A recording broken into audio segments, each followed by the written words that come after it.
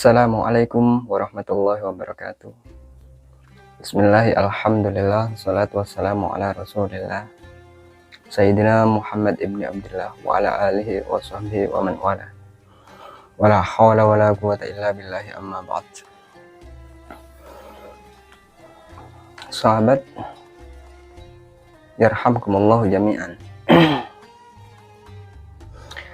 Pada kesempatan ini saya akan menyinggung tentang yaitu rahasia-rahasia bulan Suro. Ini bulan Suro ini adalah bulan orang Jawa. Sekaligus ini membuat peringatan bagi diri saya sendiri, dimana sebentar lagi kita akan memasuki bulan Muharram, yaitu bulan yang dimuliakan oleh Allah. Pada bulan Muharram ini terdapat beberapa peristiwa penting, peristiwa sejarah yang tak bisa dilupakan gitu. Namun kita harus tetap memperingati atau mengingat-ingat itu apa saja kejadian di dalamnya. Membahas tentang bulan Muharram, tentu kita akan merujuk pada sebuah landasan di mana qala Allah Ta'ala fil Qur'anil Azim, Bismillahirrahmanirrahim, Inna iddatash syuhuri indallahi hisna asyara syahran fi kitabillahi yawma khalaqas samawati wal ard minha arba'atun hurum. Dalam ayat ini Allah menegaskan hitungan bulan menurut Allah itu ada 12 bulan, dimana dalam 12 bulan ini terdapat 4 bulan yang dimuliakan. Terdapat 4 bulan yang dimuliakan oleh Allah, dan Allah menciptakan langit dan bumi ini pada bulan-bulan yang dimuliakan ini. Jadi ayat itu surat At-Taubah ayat ke-36 dijelaskan bahwa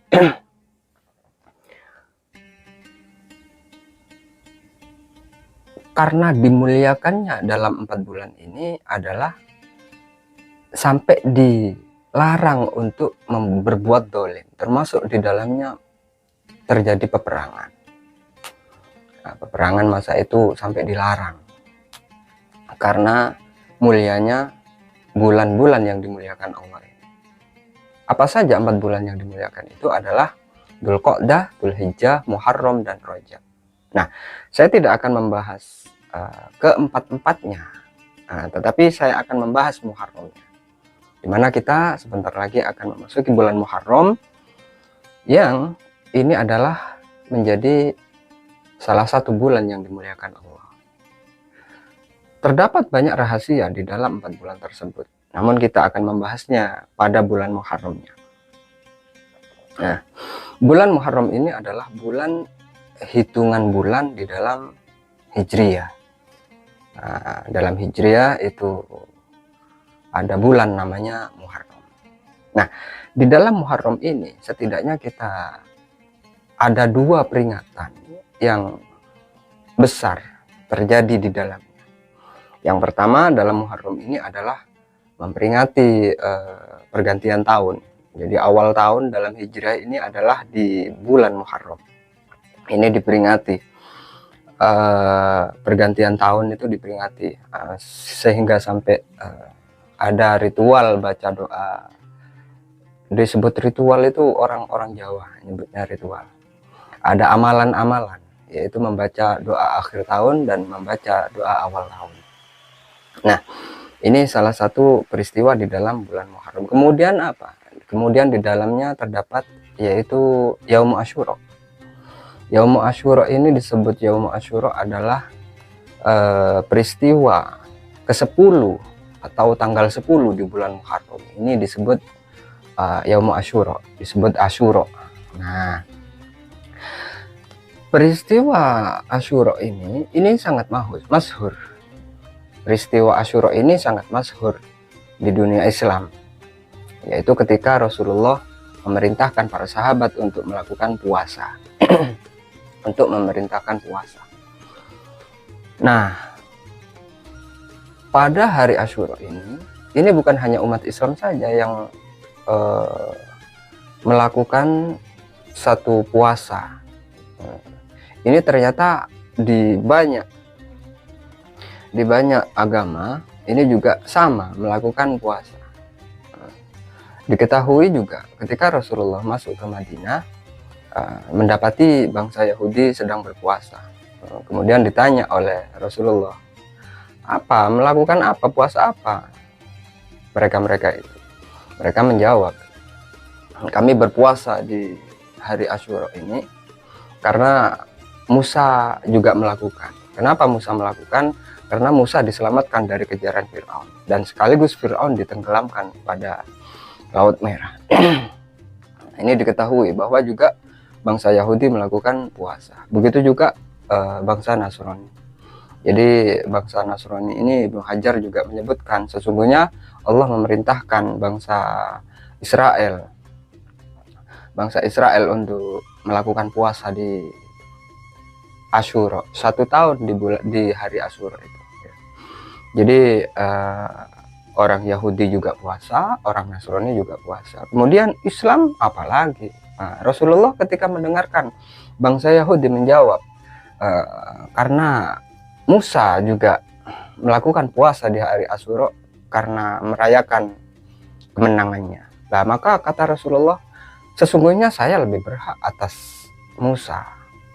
Jadi sesungguhnya saya yang lebih senang daripada mereka bangsa Yahudi gitu. Mengingat Musa adalah utusan Allah.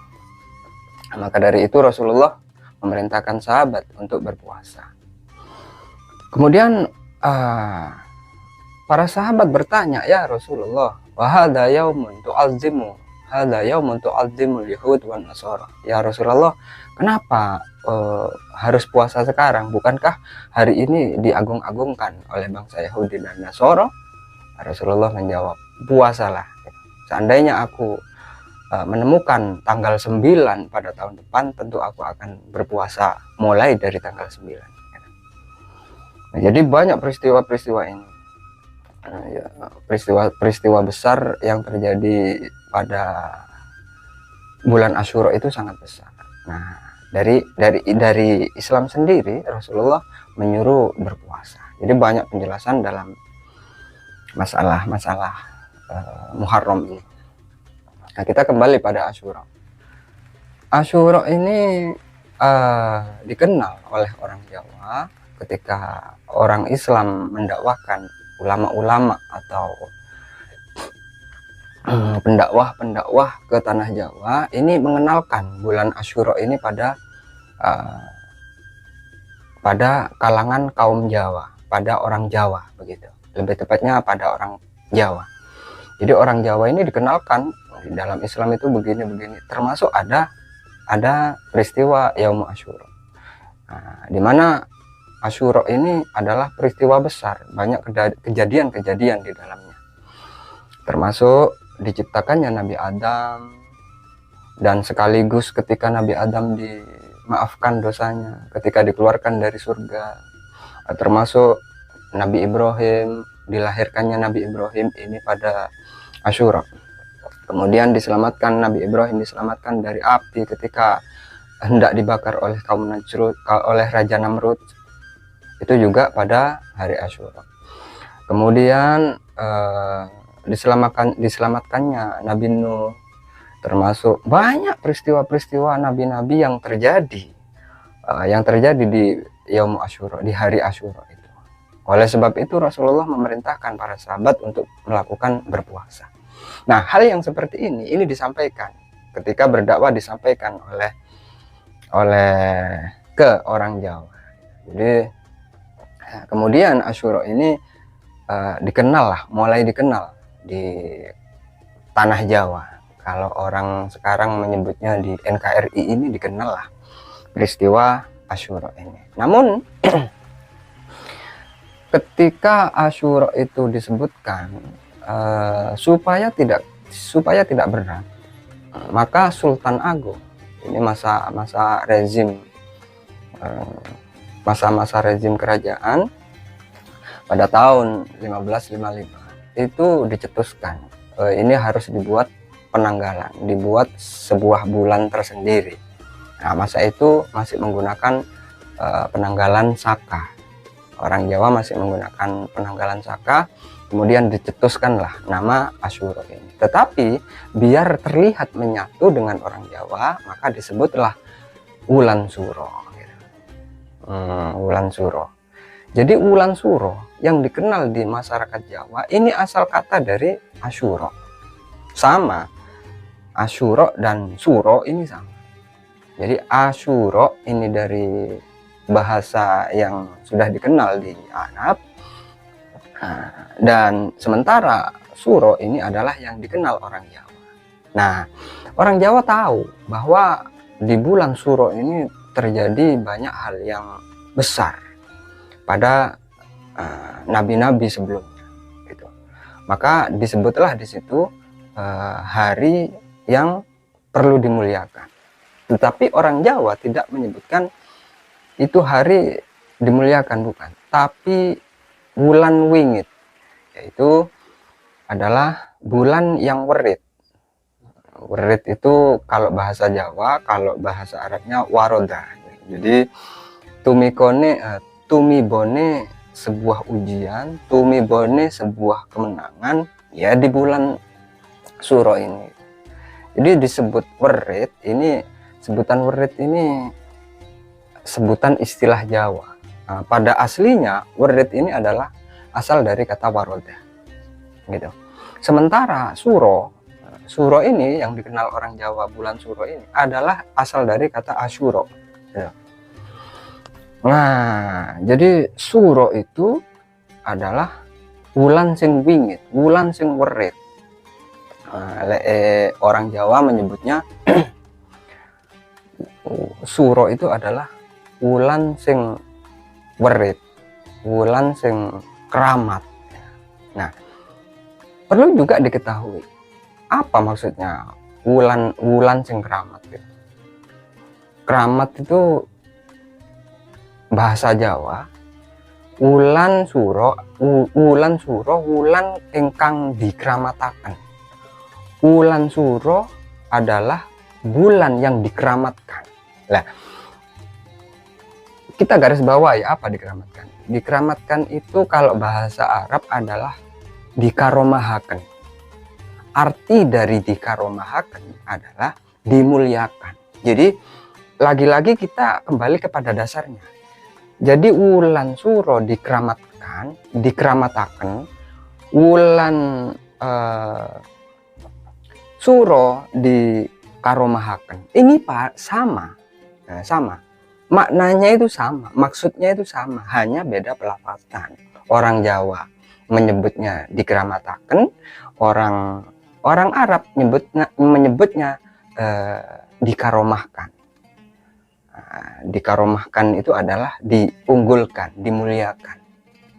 Nah, jadi keramat sama karomah ini sama dalam segi maksud, ini sama, hanya beda pelafatan. Diarani werit itu juga sama dalam segi maksud, disebut werit ini karena di bulan-bulan ini jangan asal-asalan, karena ini werit. Nah, maksudnya ini kalau mendapatkan keuntungan, maka keuntungannya sangat besar. Kalau mendapatkan bala, maka balanya nggak tanggung-tanggung. Ini maksudnya waroda, berit. Jadi kalau bahasa Arab waroda, kalau bahasa Jawa itu berit. Nah, kita ketahui berit itu kalau istilah Jawa, wulan suro ojo macem-macem. Krono iki wulan sing berit. Nah, kalau dibahasakan Indonesia, wulan Asyura atau bulan Muharram ini jangan asal-asalan, karena ini bulan yang dimuliakan. Siapa yang memuliakan? Allah. Kembali lagi pada dasarnya, yang memuliakan Allah, maka kita harus memuliakan. Itu li sunnatillah. Jadi kejadian-kejadian masa Nabi, mulai dari Nabi Adam sampai Nabi Muhammad, ini kejadian di bulan Muharram ini, di Yaumul Asyura ini sangat banyak rahasianya. Jadi yang mendapatkan kebahagiaan, maka kebahagiaan itu didapat dengan cara yang sangat besar. Seperti Nabi Sulaiman, ketika dijadikan nabi, diutus jadi nabi, ini juga pada Yaumul Asyura, ketika pernah cincinnya itu dihilang, kemudian tahtanya diambil alih oleh setan dan dikembalikan lagi oleh Allah, ini juga pada Yaumul Asyura. Jadi banyak sekali peristiwanya. Seandainya saya runut satu-satu di sini, maka durasinya tidak akan memenuhi, gitu. Jadi tidak akan saya jelaskan, akan dijelaskan pada topik yang lain. Apa saja, siapa saja, nabi siapa saja yang mengalami peristiwa-peristiwa di Asyura atau di bulan Syuro itu. Nah, di sini kita sedikit menyentuh dengan cara global, dengan cara yang sangat umum, sehingga biar semuanya kesentuh, gitu. Nah, jadi peristiwa, kembali lagi pada Syuro, bulan Syuro adalah bulan Asyura yang kejadian besar pada nabi-nabi ini, itu mulai Nabi Adam sampai Rasulullah, ini sudah banyak kejadian-kejadian yang terjadi, gitu. Jadi kalau ada orang muslim yang mengatakan Asyura itu adalah bulan yang karomah, iya benar. Maksudnya karomah adalah dimuliakan karena Allah memuliakan 4 bulan ini di dalam 12 bulan yang, karena Allah menciptakan langit dan bumi ini pada 4 bulan yang dimuliakan ini. Termasuk Rasulullah menyebutkan menciptakan bukit, menciptakan laut ini pada Yaum Asyura. Ini melalui jalur Abi Hurairah, riwayat dari Abi Hurairah, Rasulullah menjelaskan bahwa Rasulullah pernah menyatakan, menceritakan Allah menciptakan langit, menciptakan bumi ini di bulan Asyura, dan menciptakan gunung dan laut ini di bulan Asyura. Jadi banyak penjelasan masalah itu, menjelaskan tentang peristiwa-peristiwa Asyura itu. Nah, kembali lagi pada Syuro, pada bulan Syuro.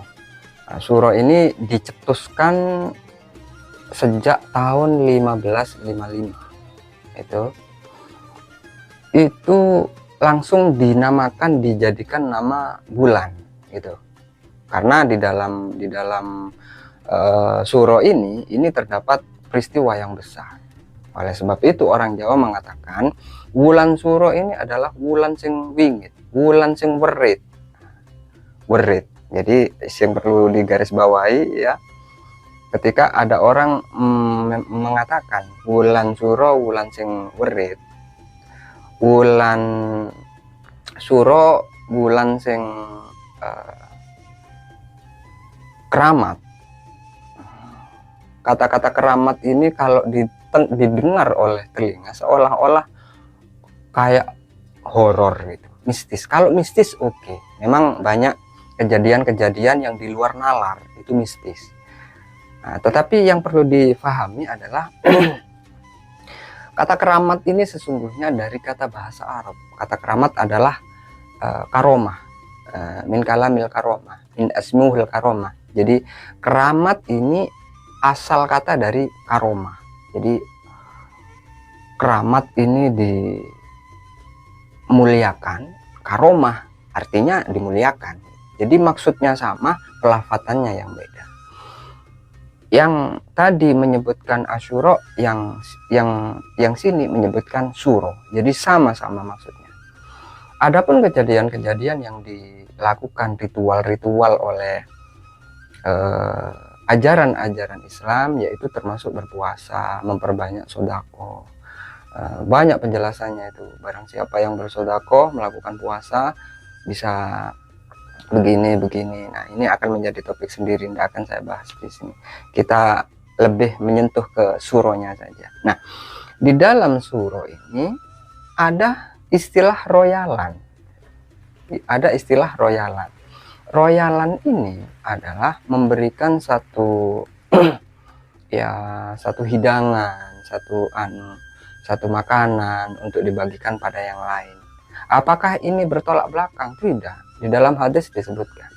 Di dalam hadis disebutkan Rasulullah, barang siapa yang meluaskan atas keluarganya, yaitu rizki-rizki yang mereka dapat, dia akan diluaskan permintaannya dalam 1 tahun oleh Allah. Jadi ada hadisnya, ya. Saya enggak bahas hadis di sini, tapi saya akan membahas tentang suro itu. Jadi suro sendiri ini jangan disalah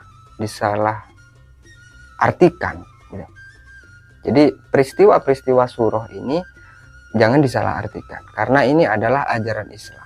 Adapun yang melaksanakan ritual yang aneh-aneh, nah ini perlu dicatat, karena memang suro tadi dicetuskan ini dalam rangka untuk menggeser tradisi-tradisi jahiliyah, yaitu masa-masa Hindu Belanda, masa Hindu Buddha. Jadi di tanah Jawa, di NKRI, kalau orang menyebutnya sekarang, itu banyak ritual-ritual yang menurut agama orang Buddha, menurut orang-orang itu begini-begini, digeserlah oleh tradisi suro ini, oleh tradisi suro. Jadi tradisinya itu dibaurkan, digeser dengan cara-cara Islami, gitu. Jadi ini kita harus memilah amalia atau perbuatan atau ritual yang terjadi di dalam suro sendiri, itu harus dipilah. Ada yang asuro melaksanakan ritual suro itu dengan cara yang masih kental dengan Buddha atau dengan Hindu. Ada ritual-ritual suro ini yang memang sesungguhnya menyandar pada syariat yang diajarkan, gitu. Termasuk membersihkan diri. Ini ada doa, ada doa awal tahun dan doa akhir tahun. Ada puasa, ada sodako, mengeluarkan hartanya. Dan barang siapa yang mengeluarkan hartanya, maka Allah melapangkan semua permintaannya dalam 1 tahun itu. Jadi kalau mau merunut pada Al-Muwatta, di situ dijelaskan dengan rinci. Kalau mau kita merunut pada Irsyadul Ibad, juga di sana diceritakan bagaimana kaum Nasoro melakukan sodako juga, begitu, karena saking percayanya tentang urusan suro ini, gitu.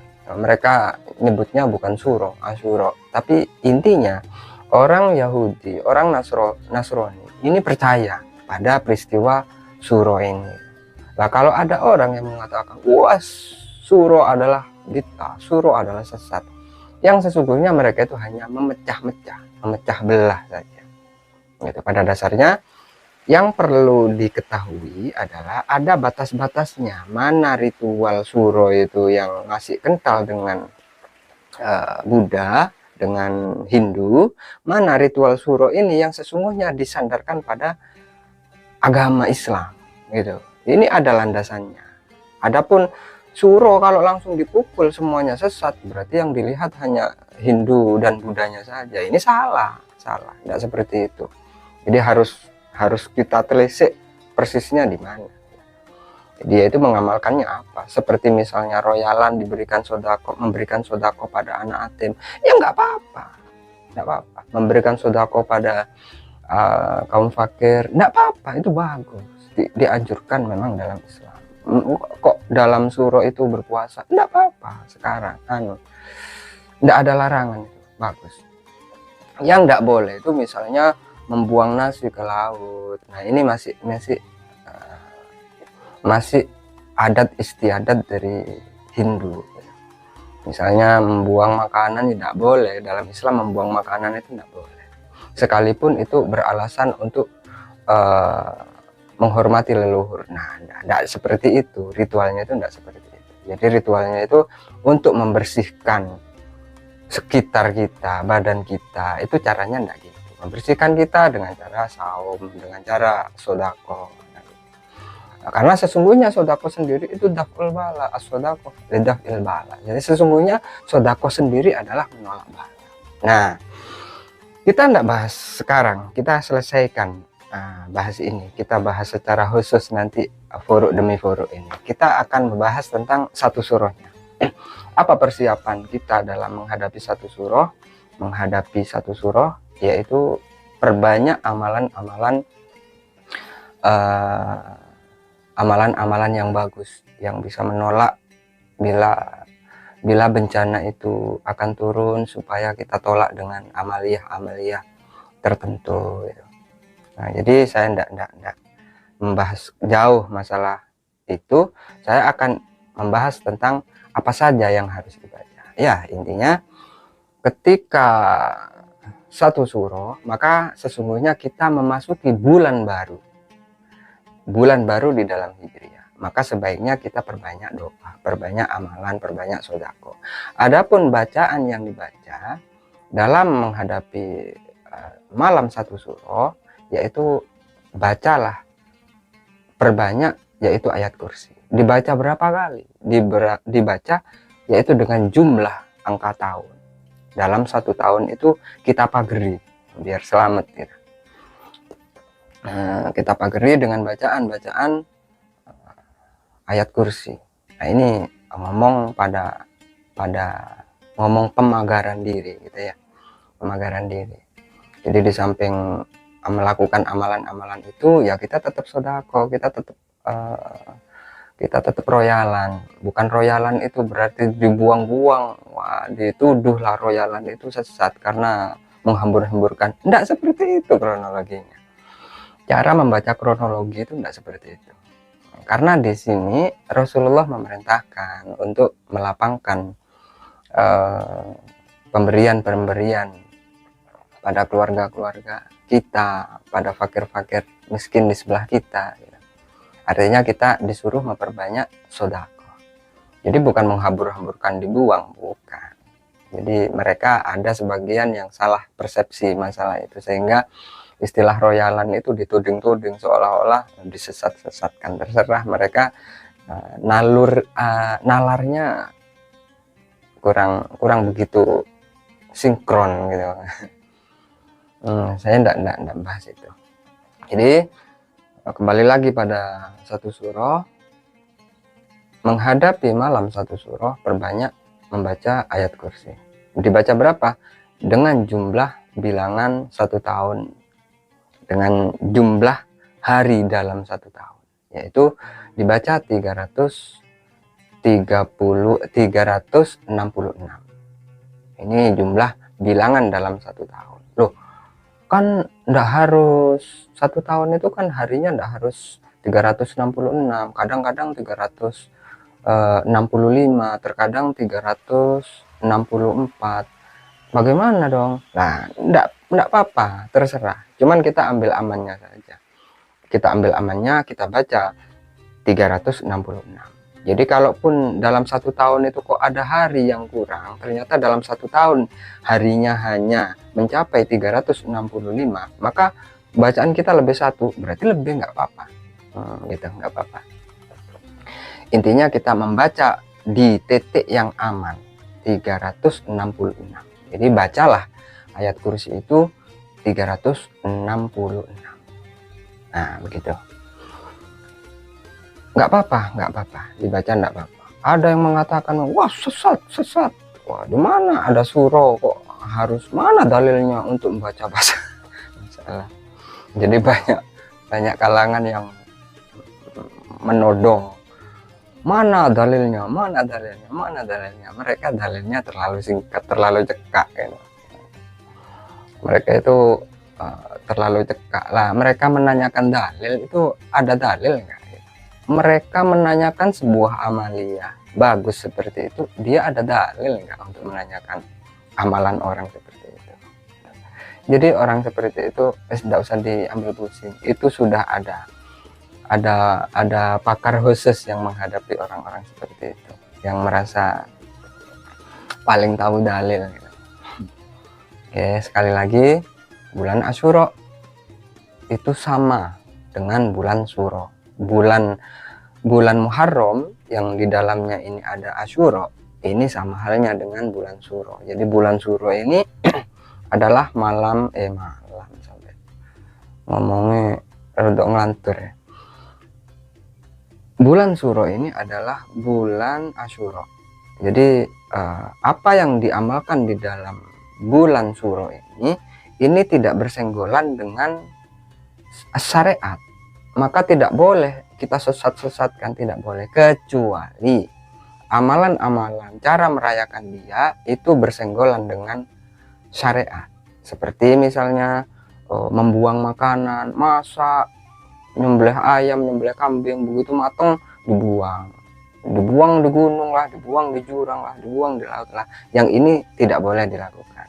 Adapun merayakan suro, merayakan satu suro dengan sodako, dengan puasa, dengan amalan-amalan ahsan yang lain, ini silakan diperbolehkan sebagaimana Rasulullah memerintahkan dalam masalah ini. Nanti kita bahas tentang penjelasan ini di bab yang lain. Ini muatok panjang banget menjelaskan tentang masalah ini. Demikian yang bisa saya sampaikan, sekaligus mengingatkan pada diri saya sendiri, sebentar lagi kita memasuki bulan Suro, yaitu Yaumu Asyura, yaitu bulan Muharram kalau dalam hijriahnya, bulan Muharram. Ya, kita akan memasuki tahun baru dalam Islam. Jadi satu Muharram itu sama halnya satu suro, makanya diperingatilah oleh orang Jawa itu. Jadi peringatan satu suro itu untuk peringatan yang sakral, karena akan menentukan dalam satu tahun itu kita enak apa enggak, kita menemukan bahaya atau enggak. Nah, ini tergantung amaliyah orangnya. Kalau banyak sodako, banyak amaliyah yang lain, ini insya Allah akan diamankan, karena sesuai hadis Rasulullah, barang siapa yang banyak memberikan rizkinya, barang siapa yang memberikan hartanya untuk keluarga-keluarganya, keluarga kita atau keluarga fakir atau anak-anak yatim, maka dia akan diluaskan penerimaan taubatnya, penerimaan permintaan orang tersebut. Jadi orang itu kalau minta itu lebih mustajab dibanding orang yang tidak bersedekah. Gitu. Jadi sekali lagi, suro adalah memperingati suro adalah bukanlah satu kesesatan seperti yang mereka tudingkan pada. Jadi kembali lagi, saya sudah membahas tadi, ada pemilahan yang amaliyah yang bersenggolan dengan syariat, maka jangan dilakukan. Amaliyah yang bagus, yang ada sandarannya pada Islam, maka lakukan. Itu aja, enggak usah repot-repot gitu. Nah, adapun amalan yang dibaca untuk satu surah, perbanyaklah membaca ayat kursi. Bacalah ayat kursi itu sebanyak 366 kali. Dibaca ketika malam satu surah, saat orang-orang oncoran, wah, cuman di situ start mulai baca enggak apa-apa, atau dibaca malamnya cuman sebentar, dibaca 366 kali. Gitu. Ini secara umum, kalau ada yang sedikit mau khusus, ada lagi bacaannya lain lagi gitu. Ini secara umum, membaca ayat kursi itu adalah menyelamatkan orang itu dalam jangka 1 tahun gitu. Nanti dia ketika satu surah lagi ya harus membaca lagi terus gitu. Nah, jadi ayat kursi yang dia baca ini akan menyelamatkan orang itu di dalam masa 1 tahun. Nah, jadi misalnya mau diteruskan, bagaimana orang-orang istilah adat Jawa itu ngurumat ageman. akan kita jadikan topik lain, nanti kita bahas tersendiri bagaimana merawat ageman itu gitu ya. Oke, saya rasa untuk saat ini sekian dulu dari Al-Fakir. Assalamualaikum warahmatullahi wabarakatuh.